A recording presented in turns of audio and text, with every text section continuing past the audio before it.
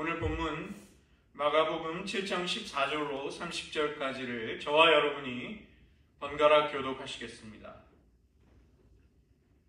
무리를 다시 불러 이르시되 너희는 다 내 말을 듣고 깨달으라.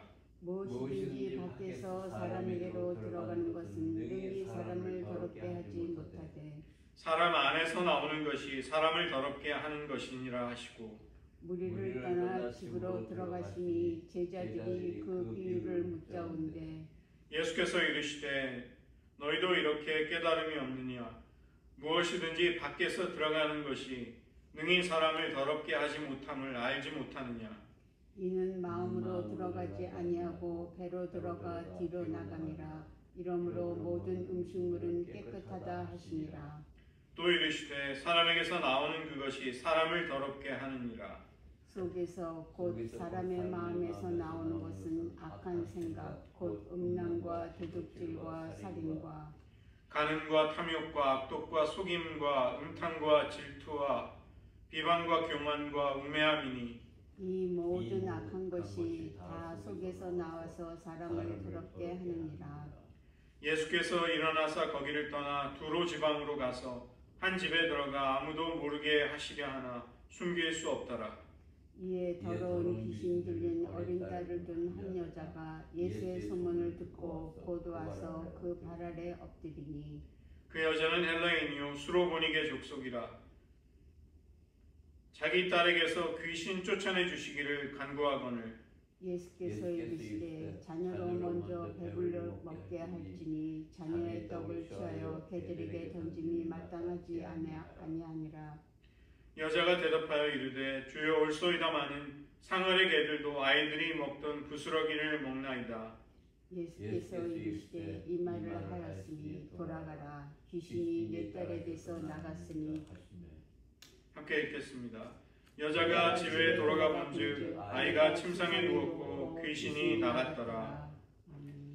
기도하시겠습니다. 하나님, 우리에게 하나님 나라의 회복을 가져오시는 주님의 사랑과 긍휼을 저희들 더욱 깊이 날마다 체험케 하시고 우리들 내면의 악과 싸워 진정한 정결함과 거룩함을 우리 안에 이루시는 성령님의 역사를 힘입어 날마다 주님을 닮아가게 하여 주시옵소서. 모든 말씀 예수님의 이름으로 기도드립니다. 아멘. 오늘은 마가복음 7장을 함께 살펴보고 기도하겠습니다. 서기관들과 바리새인은 유대인들의 정결 규례를 따라서 씻지 않은 손으로 제자들이 음식을 먹는 것에 관한 문제를 제기하였습니다. 그러나 예수님은 서기관들과 바리새인들이 사람의 전통을 지키려다가 하나님의 말씀을 저버렸다고 그들의 잘못을 지적하십니다. 율법의 전통적인 가르침을 뛰어넘어서 예수님은 자신이 율법을 성취하기 위해 오셨다. 이것을 드러내 주시는 것입니다. 먼저 1절부터 8절에 문제 제기가 나오고 예수님의 대답이 나오는 것이죠. 제자들이 정결 규례를 지키지 않은 채 음식을 먹는 것에 관해 종교 지도자들이 문제를 제기합니다. 부정한 손이라는 표현은 제의적인 부정함, 정결법상의 부정함을 일컫는 말입니다. 레위기 15장 11절을 반영한 것인데 왜 제자들이 그런 행동을 했을까? 만약에 예수님이 이런 정결 규례에 대해서 아주 민감하고 그것을 챙기셨다면 제자들도 분명히 그것을 의식하는 행동을 했을 것입니다. 그래서 우리가 미루어 짐작해 보면 아마도 예수님에게서 받은 은연 중에 영향력이 있었기 때문에 제자들이 이 정결 규례를 엄격하게 지키지 않은 것이라고 우리가 추정해 볼 수 있는 것이죠. 율법에 보면 출애굽기 30장 18절로 21절은 제사장들이 손을 씻는 규정을 말씀하고 있습니다. 그런데 바벨론 포로 이후에 유대인들은 이 규정을 모든 일반인들에게까지 확대하면서 적용시킨 것입니다. 또 시장에 나갔다가 돌아와서 물을 뿌리는 규정, 이것도 장로들의 전통이었습니다. 왜냐하면 사람이 많은 시장에 다녀온다는 것은 암암리에 이 의식적으로 부정한 사람들과 접촉을 하게 되는 것을 의미하고, 그래서 부정으로부터 정결케 되기 위해서 장로들은 그런 규정을 만든 것이죠.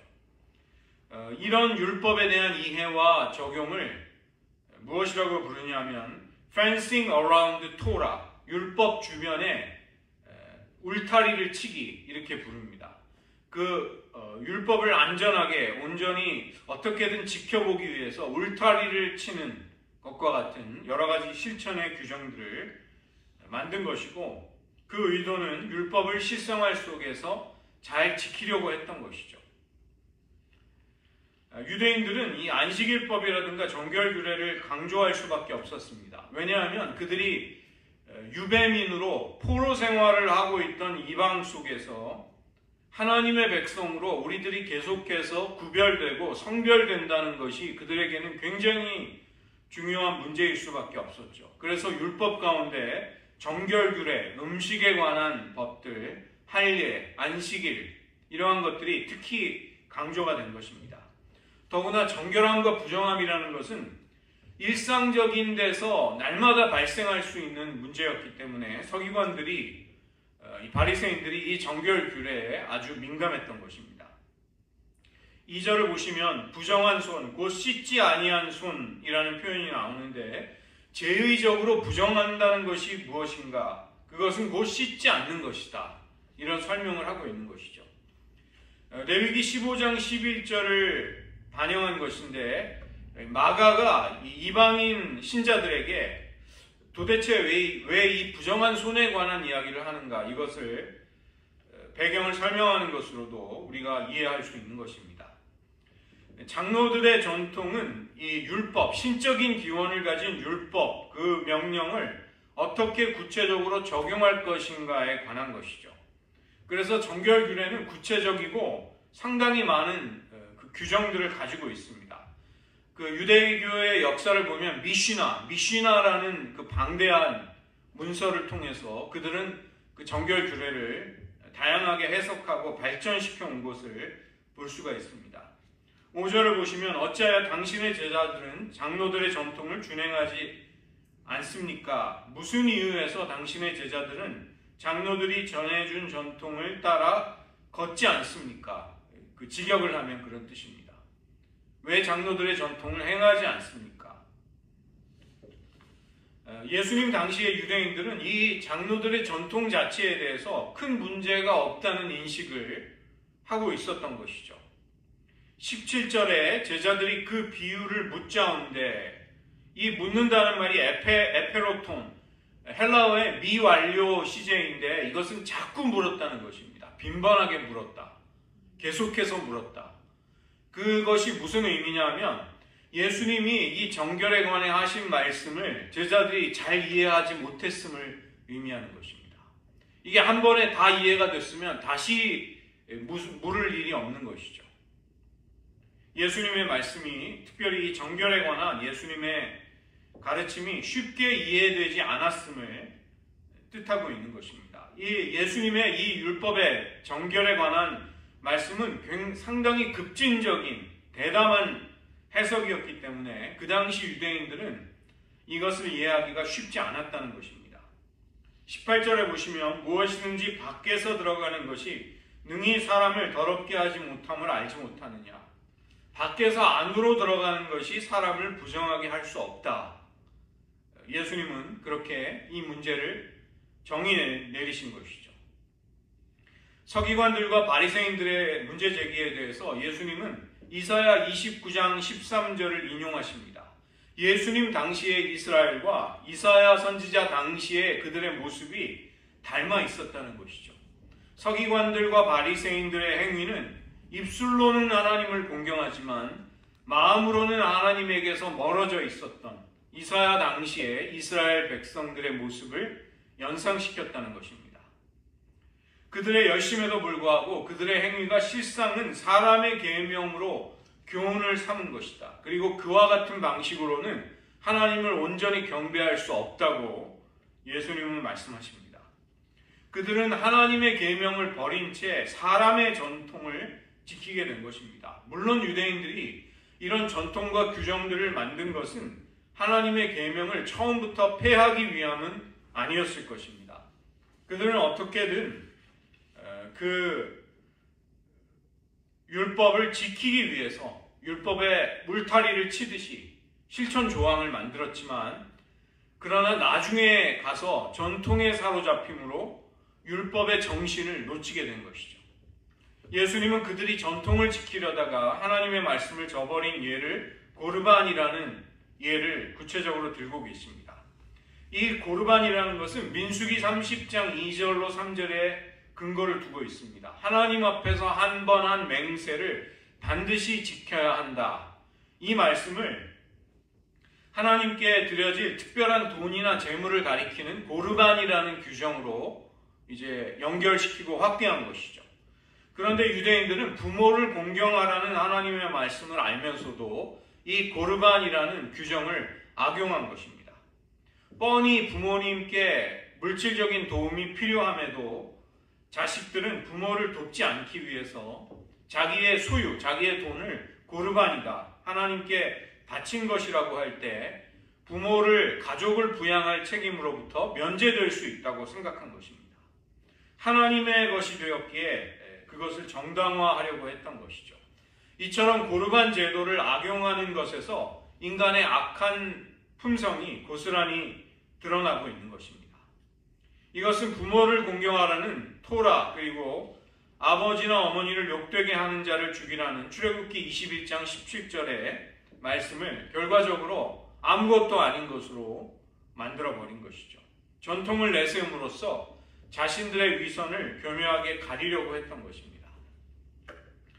이에 대해서 예수님은 급진적인 정결과 부정함에 대한 굉장히 대담한 신적인 해석을 하시는 것이죠. 무엇이든지 밖에서 사람에게로 들어가는 것이 능히 사람을 더럽게 하지 못하되 사람 안에서 나오는 것이 사람을 더럽게 한다.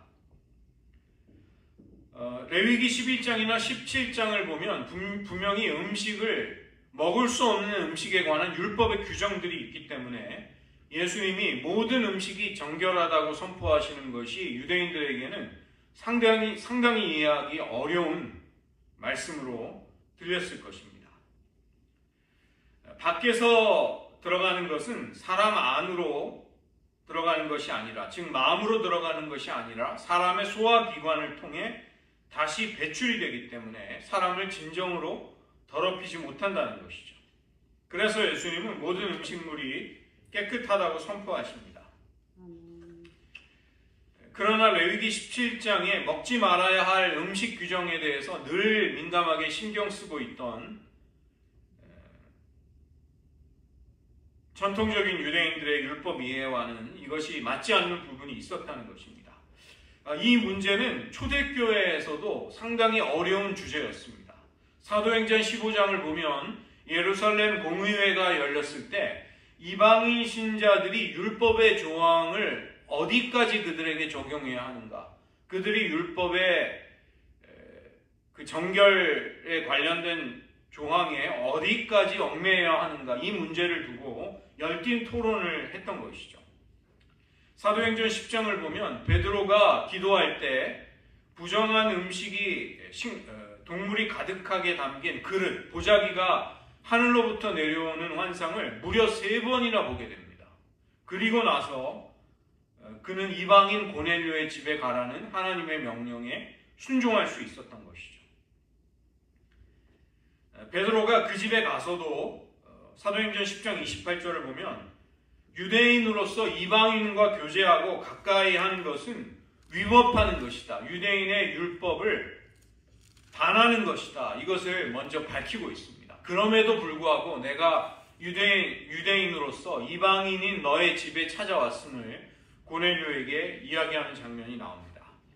또 갈라디아서 2장을 보면 베드로가 이방인 신자들과 율법이 금지한 식사의 교제를 하고 있다가 야고보에게서부터 보냄을 받은 사람들이, 유대인 신자들이 안디옥에 찾아오자 그 식사 자리를 급히 피해서 도망가는, 슬그머니 피해버리는 장면이 나옵니다.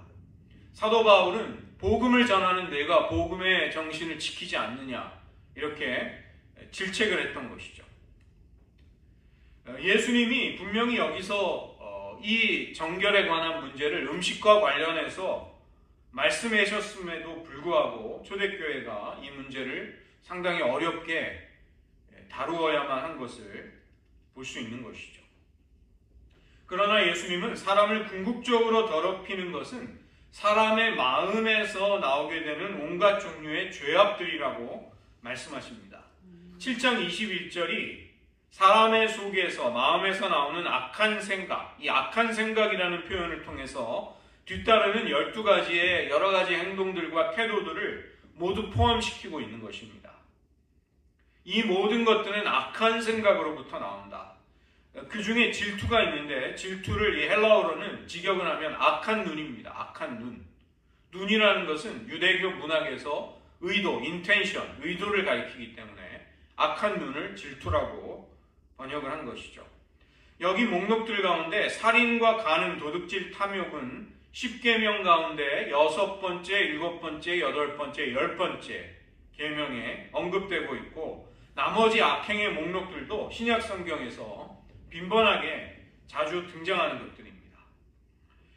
예수님은 율법의 가르침을 단지 반복하거나 문자적으로 순종케 하기 위해서 오신 분이 아니라 율법을 성취하기 위해 오신 분이십니다.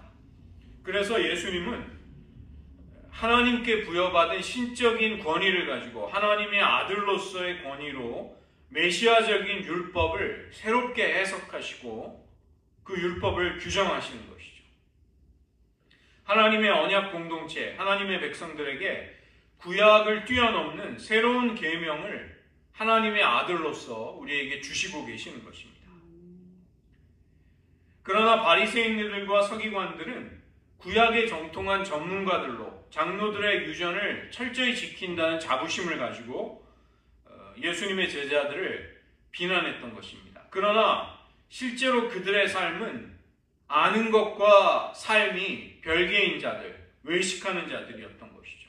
입술의 고백과 그들의 마음이 달랐음을 예수님은 그들을 꾸짖으셨던 것입니다. 두 번째로 그들은 전통을 위해서 말씀을 버린 자들이었습니다. 하나님의 계명을 버리고 사람의 전통만을 지키고 고르반을 이용해서 부모를 공경하라는 하나님의 말씀을 어겼던 것이죠. 그것은 한 예에 불과했던 것입니다. 말씀을 전통으로 뒤바꾸고 욕망을 전통으로 감추고 결국은 자기 하고 싶은 욕망을 추구하며 살면서도 비판을 받지 않고 칭찬과 명예를 얻으려고 했던 것이죠.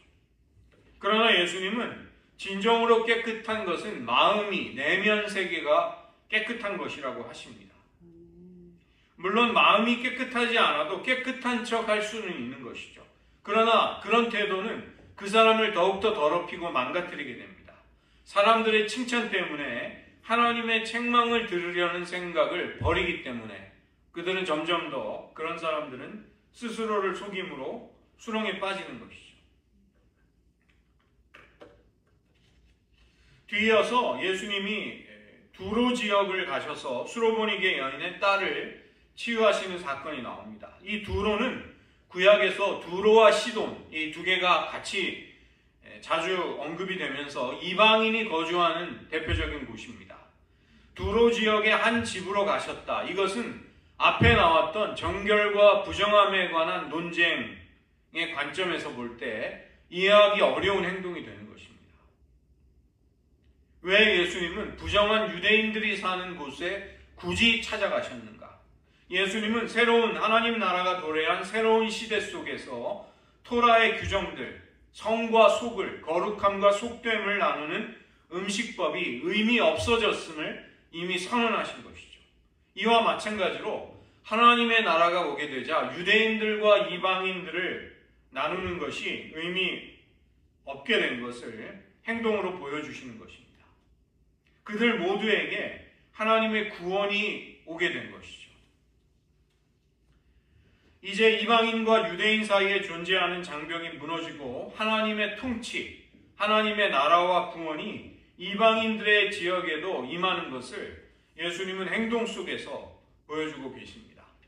예수님은 바쁘고 피곤한 공생애 속에서 잠시 쉼을 위해서 어느 집에서 시간을 가지기 원하셨지만 예수님의 의도는 여기에서도 결국 이루어지지 못합니다. 예수님이 오셨다는 것이 사람들에게 알려지자 수많은 사람들이 주님의 치유와 능력을 간절히 찾았기 때문입니다. 이때 찾아온 여인이 수로보니게 여인이었습니다. 그녀는 더러운 귀신이 들린 딸이 있었는데 이 더러운 귀신이라는 말은 더럽고 불결한 영이라는 뜻입니다. 이것은 앞에 나온 정결함과 부정함의 논쟁과 또 연결이 되는 주제인 것이죠. 부정한 이방인 수로보니게 여인이 부정한 영을, 부정한 귀신에 들린 딸을 가지고 예수님을 간절히 찾고 구원을 요청한 것입니다. 예수님은 27절에서 자녀의 떡을 취하여 개들에게 던짐이 마땅하지 않다. 자녀들은 유대인이고 개들이라는 것은 그 당시 유대인들이 이방인에 대해서 가지고 있던 관념이었습니다. 그리고 자녀들의 떡이라는 것은 언약의 백성들만이 참여하는 하나님의 축복, 이것을 가리키는 것이죠. 그러나 예수님은 떡을 예수님 자신이 하늘로부터 내려온 떡이라고 하심으로써 하나님의 나라가 오게 될 때 베풀어지는 메시아가 베푸시는 연회 자리, 거기에서 베풀어지는 하나님의 놀라운 은총으로 그렇게 우리들에게 가르치고 계십니다. 예수님의 이 말씀은 상당히 모욕적인 말로 들릴 수 있었지만 여인은 놀라운 대답을 합니다. 주여 울소이다마는 28절 상 아래 개들도 아이들이 먹던 부스러기를 먹나이다. 예수님은 이에 대해서 이 말을 하였으니 돌아가라 귀신이 내 딸에게서 나갔다고 선포하십니다. 이 말을 하였으니 직역을 하면 이 말씀 때문에 라는 뜻입니다. 이 말씀 때문에, 즉 여인의 믿음을 예수님은 강조하시는 것이죠. 마태복음을 보면 이 여인이 가나안 여자라고 소개가 됩니다. 예수님이 갈릴리에서 사역을 하실 때 이미 두로 사람들이 나아온 무리들 가운데 있었기 때문에 이 헬라인 수로보니게 여인이 예수님의 소문을 듣고 찾아온 것은 이상한 일이 아니었던 것입니다. 그러나 이 여인이 헬라인이라는 표현은 유대인이 아닌 이방인을 의미하는 것이고, 그러한 이방 여인과 접촉한다는 사실 자체가 정결 규례에 따르면 부정해질 수 있는 것이죠.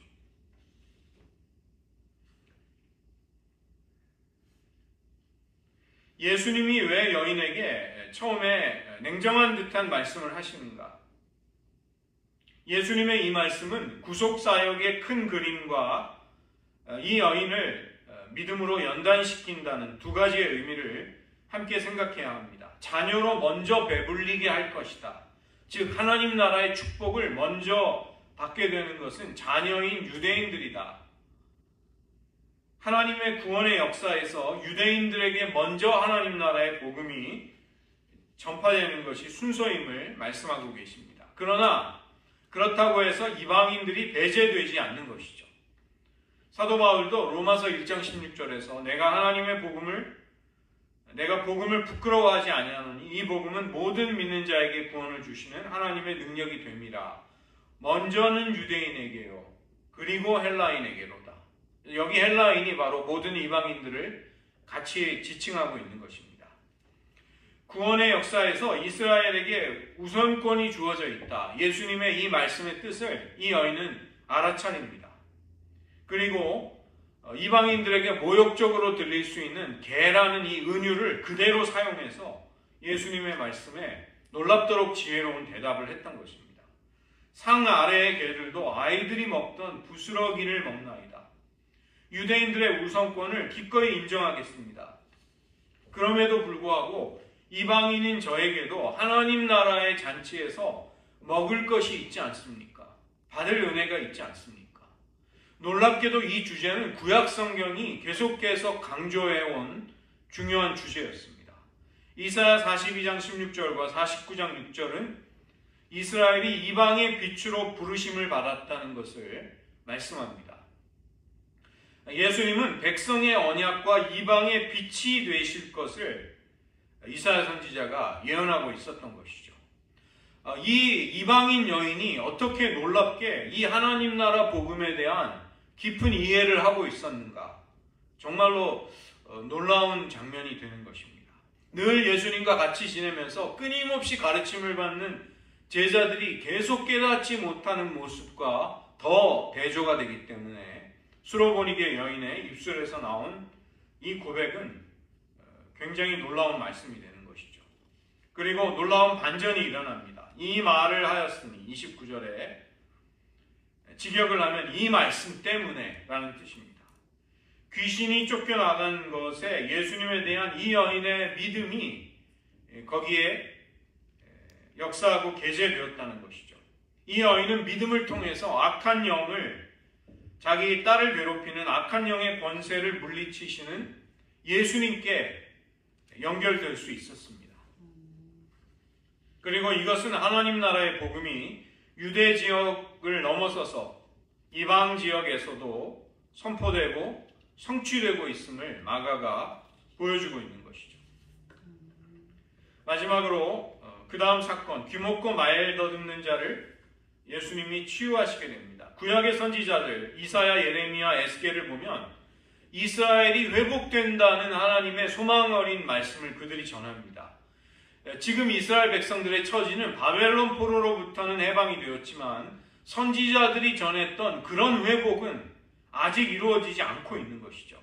그리고 그런 회복의 비전 속에서 메시아가 결정적인 역할을 한다는 것이 사람들에게서 기대가 되고 있었습니다. 하나님의 나라가 온다는 것, 이것은 하나님의 종말론적인 통치가 이 땅에 이루어지는 것입니다. 이사야 선지자가 이 메시아가 다스리게 되는 때 맹인들이 보게 되고 귀먹은 자가 듣게 될 것을 예언하였습니다. 이사야 35장 5절과 6절에서 그 예언이 나오는 것이죠.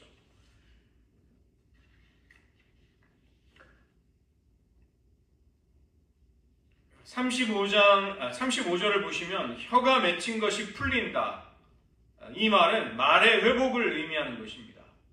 귀신 들린 것에서 자유함을 얻는다기보다 혀가 맺힌 것이 풀린다. 헬라어의 관용어입니다. 말이, 언어의 기능이 회복된다는 뜻이고, 그가 분명하게 정확하게 말했다는 것은 그가 처음부터 완전히 말을 못하는 사람이 아니라 듣지 못함으로 인해서 언어 장애가 있음을 암시하고 있는 것이죠.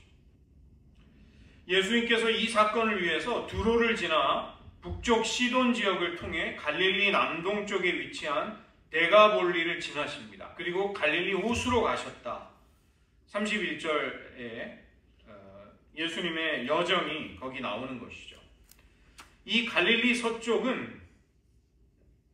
서쪽은 유대인들이 사는 지역이지만 예수님이 여기에서 갈릴리 호수로 가셨다는 것은 갈릴리 동편의 이방인들의 지역을 가리키는 것입니다.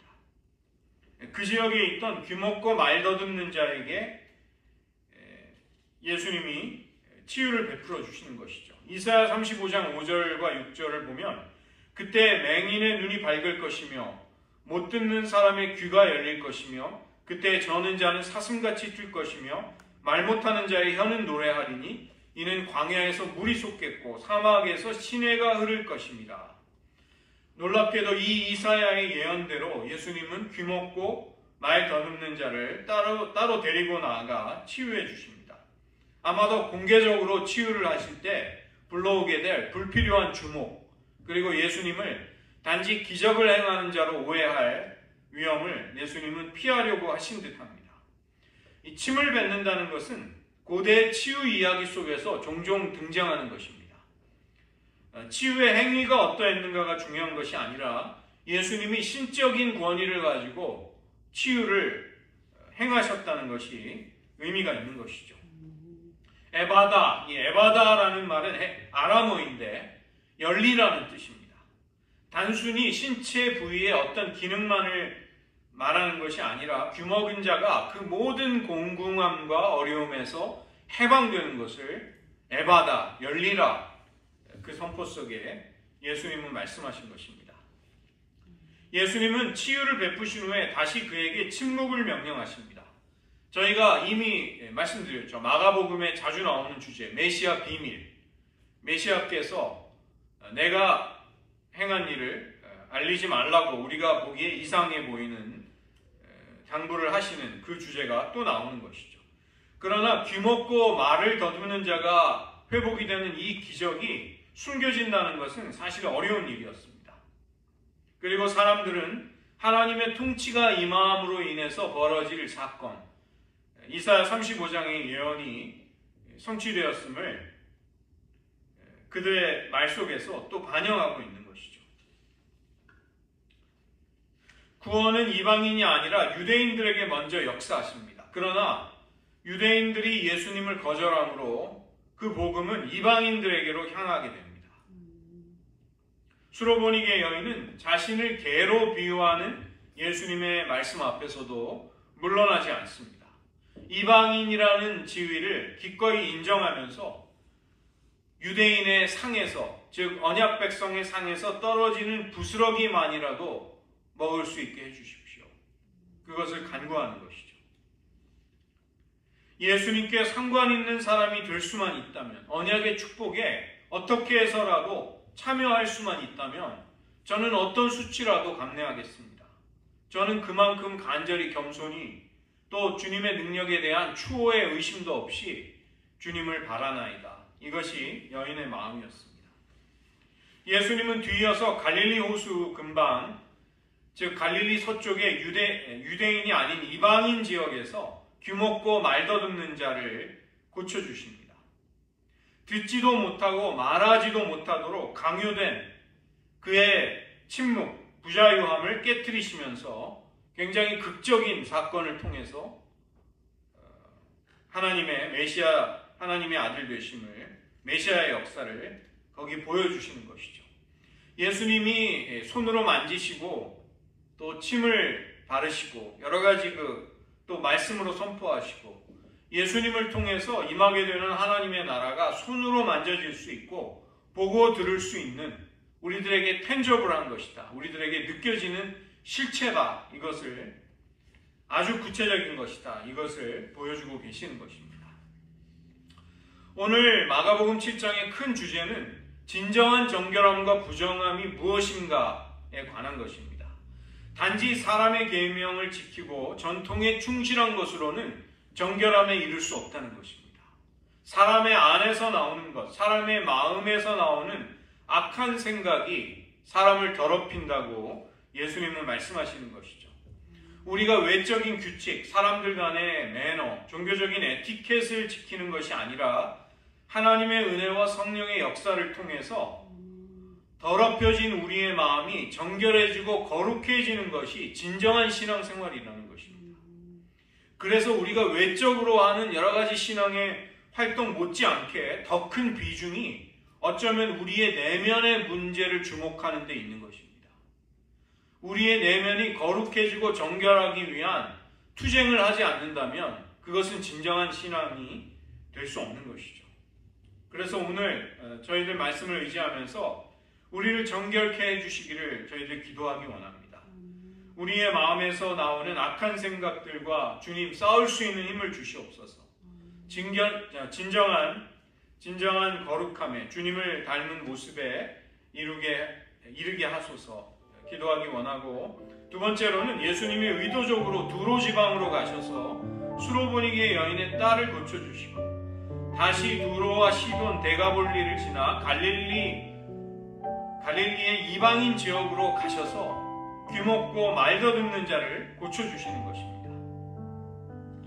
자녀들에게 주던 음식 가운데 부스러기라도 개처럼 식탁 아래에 엎드려 간절히 원했던 겸손한 이방인 여인에게 구원의 역사가 임하게 됩니다. 이사야 선지자가 35장에서 5절과 6절에서 예언하던 메시아가 오셔서 이스라엘을 회복하실 때 일어날 일들이 바로 그 일이 일어나는 것입니다. 맹인의 눈이 밝아지고 듣지 못하던 이의 귀가 열리고 저는 자가 사슴같이 뛰며 말 못하는 자의 혀가 풀려 하나님을 노래하는 일이 예수님의 생애 속에 벌어지게 되는 것이죠. 예수님은 수로보니게 여인 안에 있던 믿음이 그녀의 고백과 간청을 통해 표현되는 것을 놓치지 않으십니다. 이 말을 하였으니 이 말 때문에 돌아가라. 내가 믿는 바대로 내 딸이 자유를 얻으리라. 듣지 못하게 될 때 그 듣지 못함으로 인해 사람은 말을 하지 못하게 됩니다. 예수님을 통해 우리에게 임한 하나님의 나라는 우리의 귀를 열어서 하나님의 음성을 듣게 하시고 그로 인해 우리의 혀는 풀려나서 하나님을 찬양하고 예수님의 존귀한 이름을 증거하는 그런 입술이 되게 하시는 것이죠. 이 시간 저희들 한 가지 더 기도할 것은 우리에게도 수로보니게 여인처럼 주님의 은혜와 긍휼을 간절히 겸손히 구할 수 있게 하소서. 그런 믿음 허락해 주시고 우리의 희미한 귀, 잘 말하지 못하는 혀, 우리의 어두운 눈을 향해서 주님 에바다라고 풀리라, 자유가 임하기를 선포해 주시는 주님의 권능이 임하기를 이 시간 기도하기 원합니다. 하나님, 우리의 귀와 눈과 혀를 향해서 그것이 자유케 되고 해방되어서 하나님의 사랑과 진리를 똑똑히 보고 주님의 음성을 듣게 하시고 주님의 귀한 사랑과 우리에게 베푸신 놀라운 일들을 증언하는 똑똑히 말할 수 있는 입술 되게 하여 주시옵소서. 이 시간 잠시 기도하겠습니다.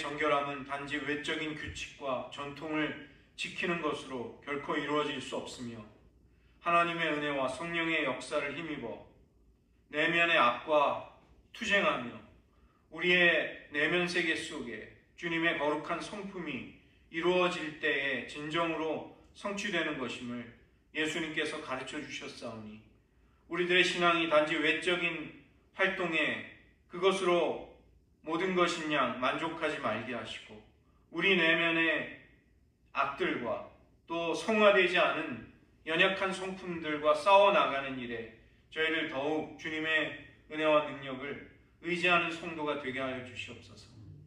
하나님, 이방인 여인의 입에서 나왔던 담대하고 또 하나님의 구속의 역사와 일치되는 놀라운 신앙의 고백, 그런 믿음이 우리들에게도 있게 하여 주시옵소서.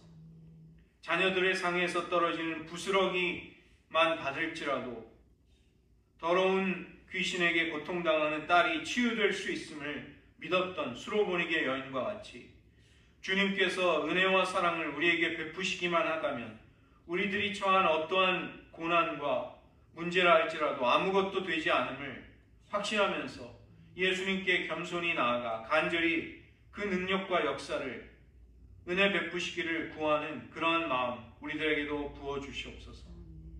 메시아 시대가 임할 때 일어날 놀라운 일들, 듣지 못하는 이가 듣게 되고 말 못하는 자의 혀가 풀려 주님을 노래하게 되고 저는 자가 사슴과 같이 뛰놀며 하나님의 은총을 기뻐하게 되는 놀라운 일들이 이사야가 예언했던 그대로 예수님의 공생애 속에 성취되며 주님이 그것을 이방인 지역의 한 사람을 치유하는 사건 속에 보여주셨사오니 하나님 우리들의 귀와 눈과 혀를 마찬가지로 에바다 열리라고 선포하시는 주님의 권능 있는 말씀으로 인해 우리들의 모든 연약함이 극복이 되고 주님의 능력과 역사에 우리들의 삶이 연결됨으로써 우리도 기뻐 뛰놀며 주님의 존귀하신 이름을 똑똑히 증언할 수 있는 하나님의 백성 삼아 주시옵소서. 모든 말씀 예수님의 이름으로 기도드립니다.